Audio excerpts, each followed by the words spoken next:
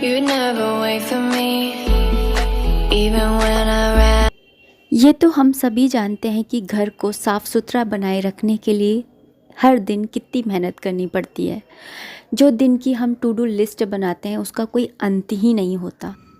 आप ये कह सकते हो कि घर के काम कभी भी ख़त्म ही नहीं होते हैं। ये जैसे एक आसमान होता है ना जिसका कोई अंत ही नहीं है, वैसे ही घर के काम होते हैं, कभी भी अंत नहीं होता। जब भी ऐसा लगता है कि ये काम ख़त्म हो गया है, अब इसके बाद में कोई काम नहीं है, तो तभी दूसरा काम हमें दिखाई देने लग जाता है। होता है ना ऐसे ही? आप लोगों के साथ में भी होता है क्या, या फिर ये मेरी ही कहानी है? मुझे लगता है कि इस दुनिया की हर हाउसवाइफ की यही कहानी है। आज मैं घी निकाल रही हूँ। एक्चुअली मैंने कुछ दिन पहले रेफ्रिजरेटर को साफ़ किया था, आप लोगों के साथ में वीडियो भी शेयर किया था कि रेफ्रिजरेटर को कैसे आप साफ़ कर सकते हैं और साफ़ बनाए रख सकते हैं, उसको वाइट बनाए रख सकते हैं, यानी येलो हो जाता है ना, वो ना हो। तो उस वीडियो को आप ज़रूर चेक कीजिएगा। तो यहाँ पे ना मैंने घी बनाने के लिए रख दिया है, बटर निकाल लिया था, और मैं ना बटर मिक्सी के जार में ही निकालती हूँ। वैसे मैं हाथ से भी निकाल लेती हूँ या फिर मिक्सी के जार में निकाल लेती हूँ, जैसे मुझे सही लगता है वैसे मैं कर लेती हूँ। तो अभी मैंने मिक्सी के जार में ही निकाला है, और सिरका डाल करके मैंने दूध को फाड़ा था। तो इसका मैंने जो है पनीर भी बना लिया है। मतलब कि जो मलाई होती है ना, उसको फेंटते हैं ना, तो उसके बाद में जो दूध निकलता है ना, उससे मैं पनीर बनाती हूँ। और जो बटर होता है उससे ना फिर घी निकल जाता है, और घी बनाते टाइम में उसके नीचे जो इकट्ठा हो जाता है ना, तो उससे ना कोई भी मावा जो निकलता है उससे आप कोई भी स्वीट डिश बना सकते हैं। पर बस ये चेक कर लीजिए कि वो है ना कड़वा नहीं हुआ हो। और कड़वा तब हो जाता है जब हम काफ़ी दिनों बाद है ना उस मलाई से घी निकालते हैं, तब वो कड़वा हो जाता है। तो आप इसके लिए क्या कर सकते हो कि रेफ्रिजरेटर के अंदर रखिए, और 15 से 20 दिन के अंदर या फिर ज़्यादा से ज़्यादा महीने भर के बाद में आप है ना घी से दूध से मलाई से मतलब और घी निकाल लीजिए। तब उसके जो मावा निकलता है वो एकदम सही निकलता है। उसको आप है ना किसी भी स्वीट डिश बनाने में आप यूज़ में ले सकते हैं। तो यहाँ पर है ना मैंने जो पानी था उसका वो मैंने फेंका नहीं था। कई लोग होते हैं जो आटे में गूँथ लेते हैं, तो लेकिन हम लोग है ना आटे में नहीं गूँथते हैं। एक तो ये कि हमारे इतना सारा आटा लगता ही नहीं है कि इतना सारा पानी यूज़ हो जाए। दूसरा, इसके अंदर सिरका डालती हूँ तो सिरके की जो स्मेल होती है वो, और साथ में जो उसकी खटास होती है वो, दोनों ही हमको नहीं पसंद है। इसलिए इस पानी को मैं ना क्या करती हूँ, जो ये चिकने बर्तन होते हैं ना, ये मिक्सी का जार जिसके अंदर मैंने बटर निकाला और जिसके अंदर मलाई वगैरह रखी थी, तो ये गर्म पानी होता है ना, तो इस पानी से ये सारे बर्तनों की चिकनाहट में हटा लेती हूँ। तो फिर बर्तन है ना ईजिली साफ़ हो जाते हैं। ये तो आपको पता ही होगा कि ये ना कोई भी चिकना बर्तन होता है, अगर उसको गर्म पानी से धो तो फिर उसकी चिकनाहट हट जाती है। फिर उसके बाद में आप नॉर्मल डिश सोप से धो लीजिए, बस एकदम चकाचक हो जाते हैं बर्तन। तो यहाँ पर बस मैं वही कर रही हूँ।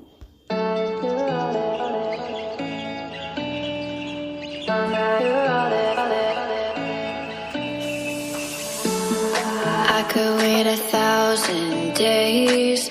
You never wait for me. You never wait for me. Even when I ran away. मैं आपको बोल रही थी ना कि रेफ्रिजरेटर को साफ़ करते समय कि जो ये टूथब्रश होता है हम लोग ऐसे ही फेंक देते हैं। ये ख़राब टूथब्रश भी बहुत काम आता है। जहाँ पे हमारा हाथ नहीं जाता है, हमारी फिंगर या हमारी फिंगर्स है या फिर ना जूना वगैरह नहीं जा पाता है, वहाँ पे ये ब्रश है ना ईजीली पहुँच जाता है और साफ़ कर देता है। तो यहाँ पर देखिए मैंने जो मिक्सी का जार होता है उसके नीचे से है ना मैंने ऐसे ही क्लीनिंग करी है, क्योंकि जब भी हम पीसते हैं ना तो उसके नीचे की साइड में भी कुछ कुछ चला ही जाता है, क्योंकि निकल करके। तो फिर नीचे की साइड पर ना मैं ऐसे ब्रश से साफ़ कर लेती हूँ। यहाँ पे मैंने स्लैब भी साफ़ कर लिया है, और स्लैब साफ़ करने के बाद में अभी मैं मिक्सी के जो ये ग्राइंडर है इसको साफ़ कर रही हूँ। और मैं जो ग्राइंडर है उसको डिश सोप से ही साफ़ करती हूँ। जो जूना होता है ना, स्क्रबर होता है, उसको थोड़ा सा निचोड़ के ले आती हूँ अच्छे से, जिससे कि इसके अंदर पानी ना रहे, और फिर थोड़ा सा डिश सोप लगा करके और इसको साफ़ कर देती हूँ। और ये एकदम वाइट बना रहता है। और देख लीजिए कि कितने साल हो गए और ये अभी तक भी वाइट ही बनी हुई है, येलो नहीं हुई है।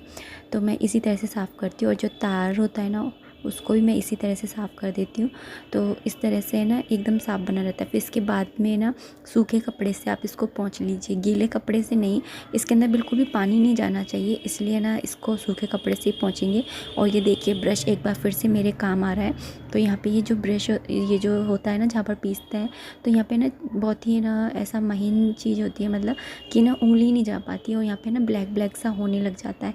तो यहाँ पर ना मैं इसी ब्रश से ना इसको साफ़ कर लूँगी। और ब्रश को अच्छे से निचोड़ के, मतलब बिल्कुल भी उसके अंदर पानी नहीं रहना चाहिए, और उसके बाद में ना हल्का सा साबुन लगा करके और फिर आप है ना इसको लगा दीजिए। उसके बाद में इसको ना साफ़ कर लीजिए।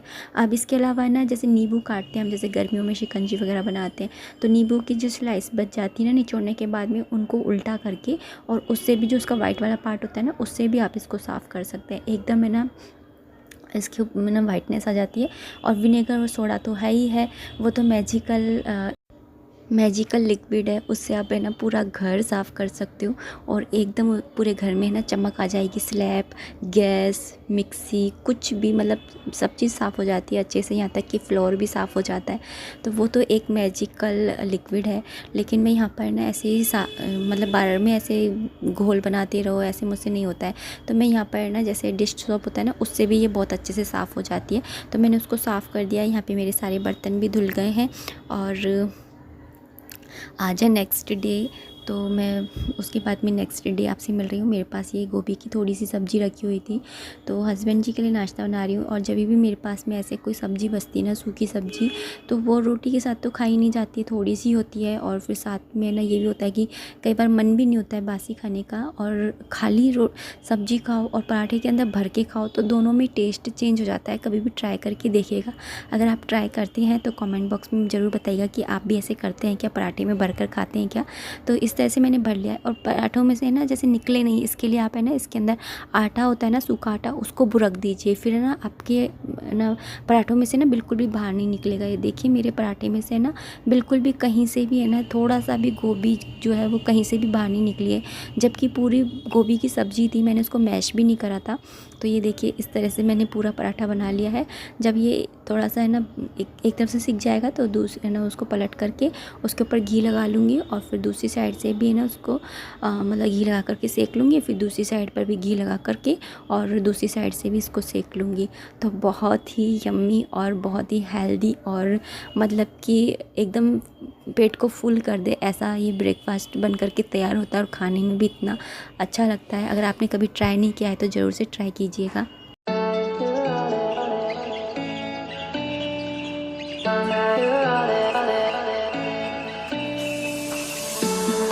I could wait 1,000 days.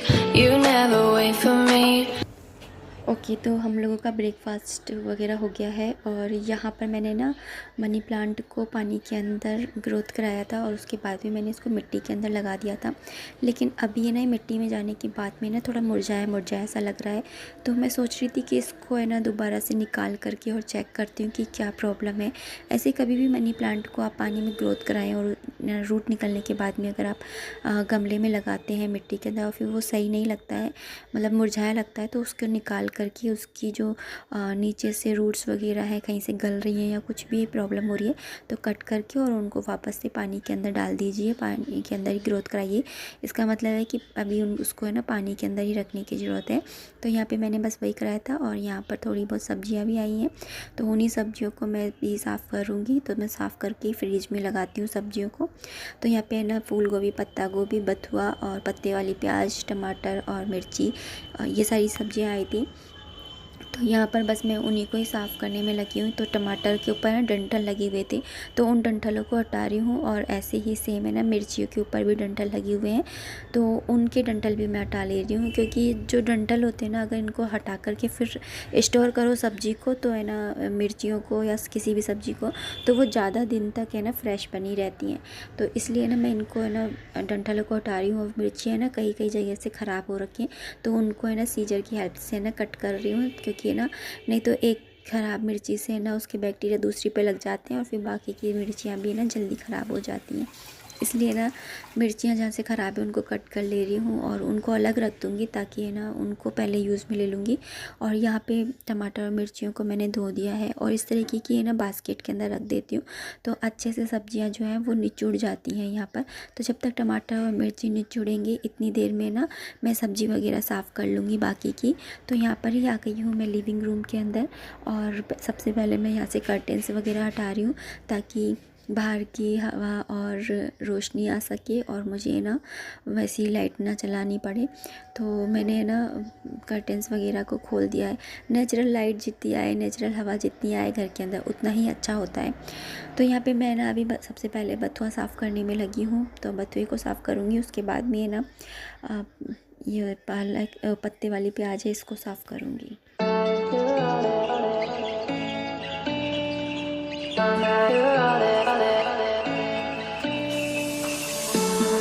I could wait 1,000 days. You never wait for me. Okay, तो मैंने यहाँ पे बथुए को साफ़ कर लिया है और अब मैं पत्ते वाली प्याज है उसको साफ़ कर रही हूँ। तो ऊपर बैठ कर के ना साफ़ नहीं हो पा रही थी अच्छे से, क्योंकि टेबल बहुत ही ज़्यादा छोटी है। तो यहाँ पर मैं ना फ्लोर पर ही बैठ गई हूँ और वहीं पर ही है ना साफ़ कर रही हूँ। साफ़ करके मैंने उसको कट कर लिया है और इस तरह के बॉक्सेस के अंदर मैं ना इन सब्जियों को रख देती हूँ। तो ये ना काफ़ी दिन तक फ्रेश भी रहती हैं। काफ़ी दिन तक क्या है, मतलब जो ग्रीन वेजिटेबल्स होती हैं ना उनको तो मैं हाथ के हाथ बनाती हूँ। और कहते हैं कि कोई भी वेजिटेबल होती है ना उसको कट करने के 12 घंटे के अंदर अंदर बना लेनी चाहिए। इसलिए ना मैं जो बथुआ है उसको तो मैं बॉईल करूँगी और जो पत्ते वाली प्याज है उसको मैंने कट कर लिया, क्योंकि उसे मैं अभी बना लूँगी। और यहाँ पे जो फूल गोभी है ना इसको मैं कट नहीं करूँगी, बस जो फूल है ना इनको सेपरेट कर लूँगी। ऐसे सेपरेट इसलिए कर रही हूँ क्योंकि इसके अंदर कोई कीड़ा वीड़ा लगा हो, गिंडार वगैरह लगी रहती है ना, तो वो मैं देख लूँ जिससे। नहीं तो बाकी की अगर मैं ऐसे ही रख दूँगी तो ऐसा होता है कि ना एक से दूसरी सब्ज़ी में लग जाएगी और फिर क्या मालूम खाने की दूसरी चीज़ों में गिंडार वगैरह गिर जाए। तो सेफ्टी की और हाइजीन की दृष्टि से देखा जाए तो इसलिए मैं साफ़ करके ही रखती हूँ। तो यहाँ पे मैंने ना गोभी को भी साफ़ कर लिया है और उसको भी मैंने इस तरीके के बॉक्स में बंद करके रख दिया। जब बनाऊँगी उस टाइम पे ना इसको थोड़ा छोटा काट लूँगी।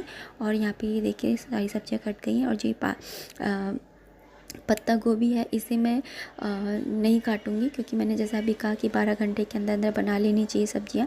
और पत्ता गोभी तो ऐसी सब्ज़ी है कि ना काफ़ी दिन तक फ्रेश रहती है, तो इसको सबसे लास्ट में बनाऊंगी। तो मैं इसी तरह से डिसाइड करती हूँ कि जो सब्ज़ी है ना, जैसे ग्रीन सब्जियां हैं तो उनको पहले बनाऊँगी और जो जल्दी ख़राब होने की सब्जियाँ उनको पहले बनाती हूँ। यहाँ पर हर्षित भी आ गया है स्कूल से, उसके एग्ज़ाम्स इस समय एग्ज़ाम्स का टाइम चल रहा है और जिन जिन बच्चों के एग्ज़ाम्स चल रहे हैं उन सभी को गुड लक। अच्छे से पेपर कीजिएगा, अच्छे से पढ़ाई कीजिएगा और बस यही कहूँगी, अच्छे अच्छे नंबर्स लेकर के आइएगा।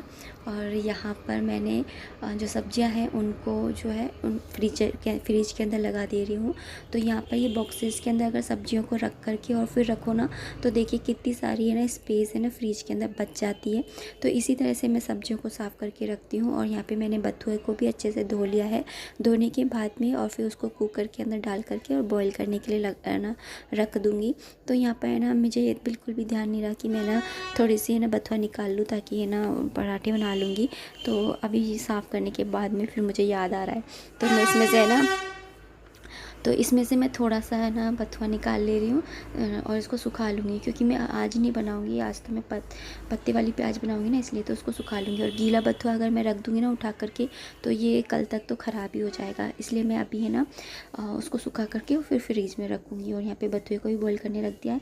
बथुआ जब तक बॉईल होएगा तब तक मैं लिविंग रूम में ये कुशन्स चढ़ाने थे। मुझे लिविंग रूम की सफाई करी थी, उस दिन के बाद से मैंने ये कुशन्स चढ़ाए नहीं थे। तो ना यहाँ पे मैंने क्वेश्चंस को भी मैं अभी चढ़ाने में लगी हुई हूँ।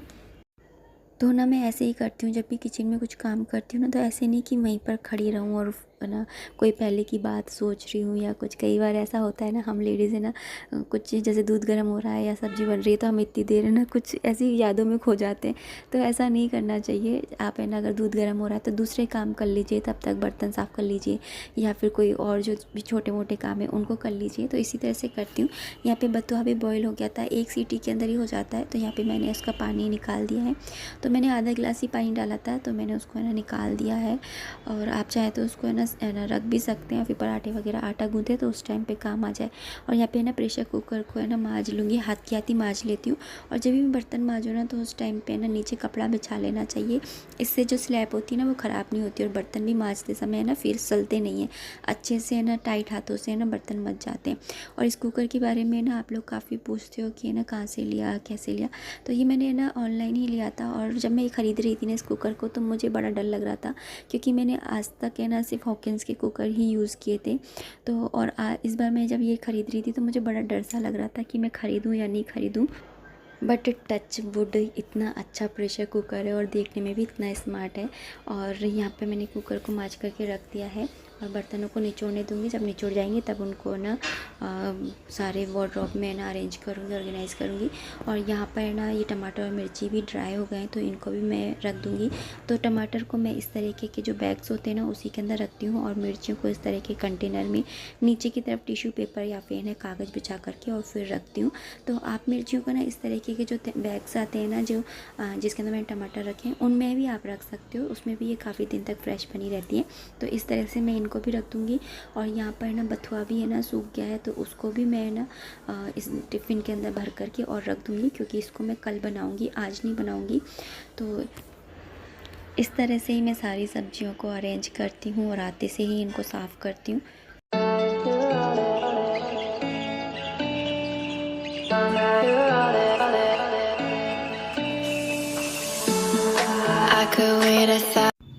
और अभी मैं इस कढ़ाई को साफ़ कर रही हूँ। एक्चुअली कल मैंने घी निकाला था ना, तो घी की ये कढ़ाई है और नीचे से लग गया था और ये ना बहुत छूटने में ना मतलब हालत ही टाइट कर देता है। तो यहाँ पे मैंने विनेगर डाला है और थोड़ा सा सर्फ डाला है जिससे कि इसका जो वो दाग होता है वो थोड़ा सा ढीला हो जाए। और ये देखिए कितनी साफ़ ये कढ़ाई धुल करके हो गई है साफ़।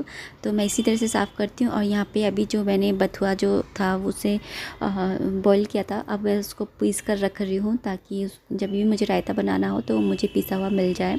तो इस तरह से अगर काम करके रख लो ना पहले से, तो देखिए सब्ज़ी काट के रख ली तो जब भी छोंकनी होगी तो आपको दिक्कत नहीं होती है हमें कि है ना सब्ज़ी को काटना है, क्या करना है। बस अब झट ना आलू काटे, टमाटर काटे और सब्ज़ी बन करके तैयार हो जाएगी। और साफ़ रहती है तो ज़्यादा दिन भी चलती है और अपन को खुद को भी ना अच्छा लगता है अंदर से कि हाँ सब कुछ ठीक है।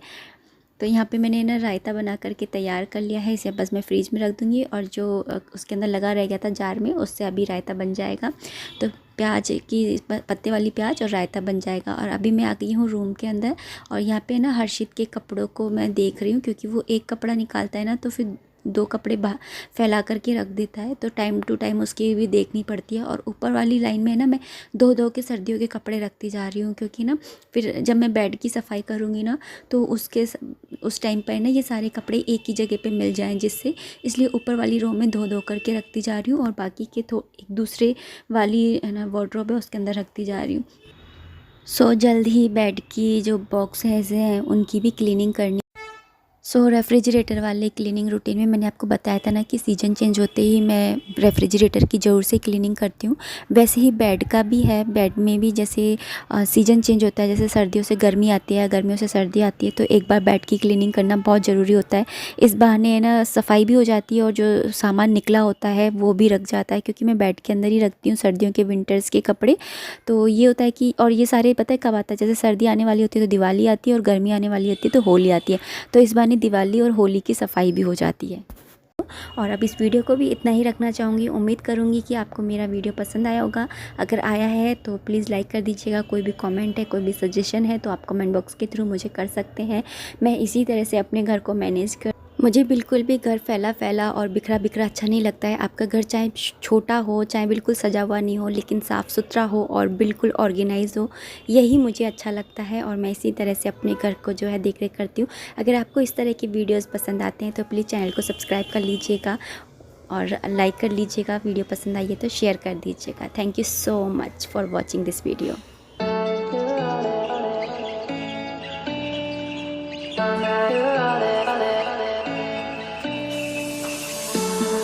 I could wait 1,000 days. You never wait for me. You never wait for me. Even when I ran away, you're all that I could see.